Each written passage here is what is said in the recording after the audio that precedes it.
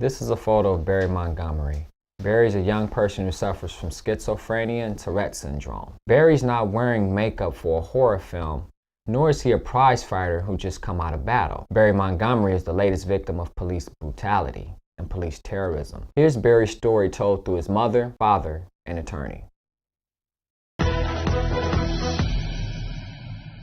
My son have just suffered, and it just made no sense. We stood out there while they left him laying there for like over 30 minutes with puddles of blood out there, just puddles of blood and stuff.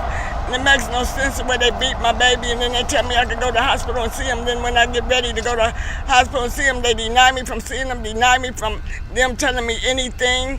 But one of the nurses did tell us that he was in a lot of pain, and his face was really swollen and stuff, and he's still in pain. And I mean, it's just tourettes.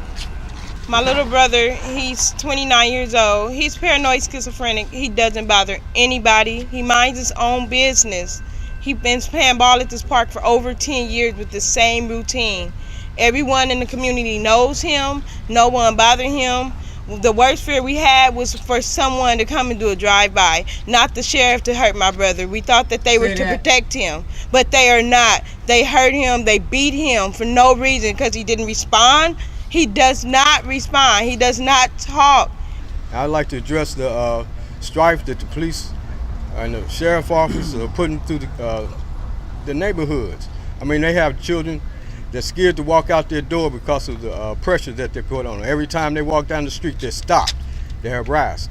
I don't see no need for that unless they're doing something. My son was just at the park. He goes to the park every night and plays basketball at the same time.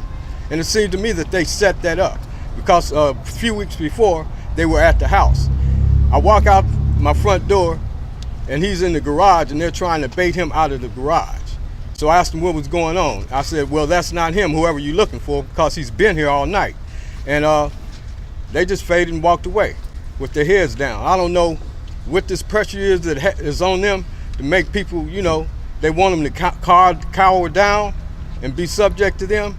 But we need a free and open society where we can have, you know, people that can communicate with each other. If they don't learn this will never stop. Since this incident happened in July, we've been doing our own investigation to determine exactly what happened. We have determined that there are multiple sheriffs, at least 20 different sheriffs, that decided on this one night while Barry was basically minding his own business and going to Enterprise Park in Compton and doing what he always did and loved, which was just to go out and shoot baskets.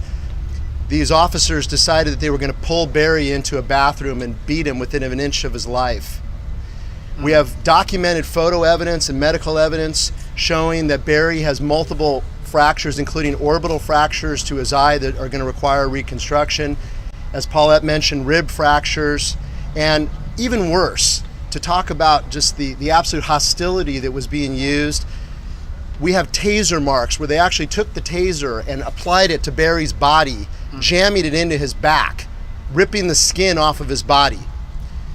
To make matters even worse, as if it can be worse, the sheriff's department, through their statements, actually claimed that this officer here was attacked by Barry and was injured. This gentleman, and we just got his photograph, has absolutely no injuries. That was a false statement that was made by the police department. And now the district attorney, rather than prosecuting this gentleman and the other sheriff deputies that were involved, is actually prosecuting Barry. We're calling for the DA to take a hard look at what they're doing right now. And it's not just this case, it's a lot of cases. But for now, let's start here. I want the district attorney to drop these charges against Barry Montgomery, and let's turn the light on those sheriff's deputies, the 20 that were involved. Let's bring the light out. Let's look at them and see how it is that these individuals could do this to someone who basically was minding his own business and, even worse, is mentally disabled.